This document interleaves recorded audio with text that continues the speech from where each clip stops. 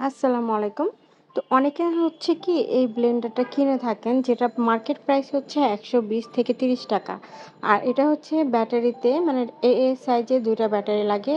কিন্তু এটার একটা সমস্যা এটা হচ্ছে খারাপ দিক হচ্ছে কি আপনার ব্যাটারি চার্জ শেষ হয়ে যায়। মানে এটা খাজনার থেকে খাস বাংলা কথা বাজনা বেশি।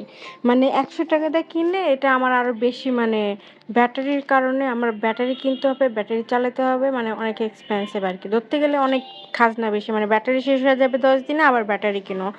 আবার ব্যাটারি শেষ হয়ে যাবে ৫ দিনে আবার ব্যাটারি কিনো। এটা যত বেশি ইউজ করা হবে ব্যাটারি তাড়াতাড়ি শেষ।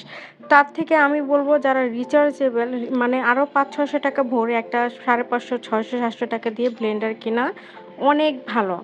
এই ব্লেন্ডার থেকে একটা রিচার্জেবল যেটা চার্জ দিলে ২-৩ ঘন্টা চলে বা দেখা যায় একদিন কফি বানালে যে রেগুলার ১ দিন বা ২ বার কফি খায় উম তাদের মিনিমাম এক চার্জে ২০ থেকে ২৫ দিন চলে যায়।